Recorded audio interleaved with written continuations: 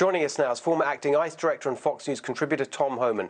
Tom, in the last few months, I've noticed that the Biden people are putting out a kind of story that, they're realizing how badly they've messed this up, even bringing back some of the Trump administration's policies, which, of course, you are such a big part of implementing. Do you buy that? What are you hearing in terms of what's going on at the border? Is it as bad as it was, getting better, or even getting worse?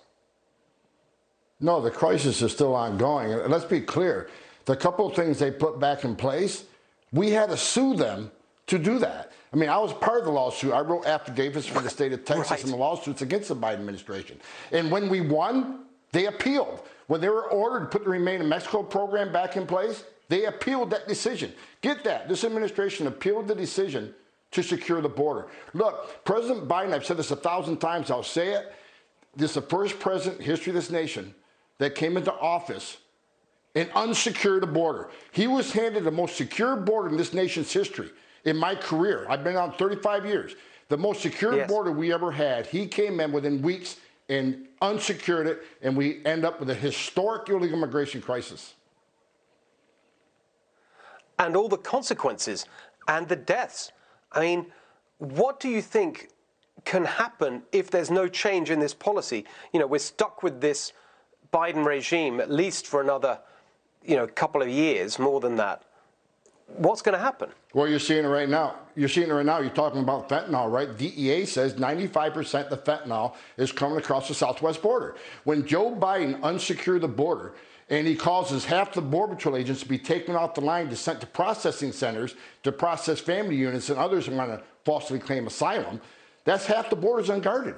For instance, when the 15,000 Haitians run the bridge in Del Rio, there wasn't a single Border Patrol agent.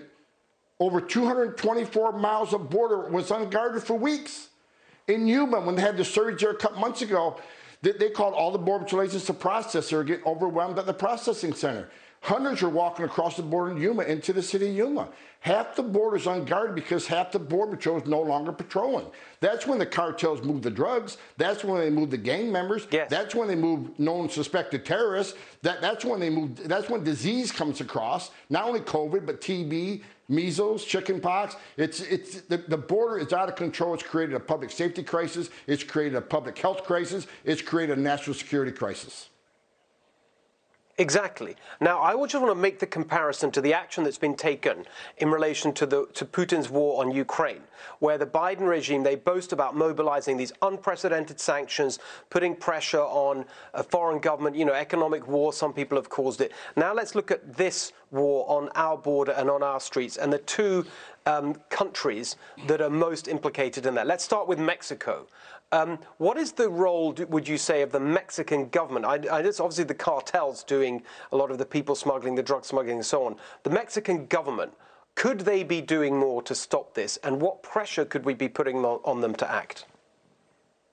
They absolutely could be doing more, and that's why President Trump had great success. That's why he secured the border at a 40-year low. Illegal immigration on 85% because he told Mexico, you will patrol your southern border. You will patrol your northern border. You will hold criminal cartels responsible. Or I'll sanction you. I will tariff you. And Mexico took them seriously. So they stepped up their game. And they opened the Remain in Mexico program 100% across the board. No arguments. President Trump held them accountable. So I wouldn't call it sanctions, but I call it, the tariff threats and other threats he made to do your job. Right. It's illegal in the country of Mexico. It's illegal in Mexico to traffic in women and children. So President Trump says, I want you to enforce your law, which will help our southern border. So he forced them to do what was right. President Biden hasn't done a thing to ask Mexico to step up or demand they step up. Well, it's the opposite. He actually made it worse. He's shown he doesn't take it seriously by saying, it's all right. It's all Kamala Harris is going to figure out the root causes. Last question, Tom. The other part of this, the fentanyl, which is literally killing, well, not all of the 100,000, but a huge, tens of thousands of Americans dying through fentanyl overdoses. China, the connection with China and fentanyl. What do you make of that? What could we do about that? Well, you certainly can, sanction the country of China, but then again, the President Biden, I think he fears China. But again, like President Trump did, with Mexico, he was going to called the criminal cartels in Mexico, these big multi-billion-dollar cartels, call them terrorist organizations, which would increase the funding investigative purposes, which would have sent more U.S. citizen intelligence assets, more U.S. citizen special agents go down there and dismantle these organizations from the ground up. But again, President Biden's not doing anything about the criminal cartels. He handed operational control of our southern border over to them. And as far as China, he hasn't done anything against China. And I think this president's weak. He's proven he's weak, and this nation's suffering because of his weakness.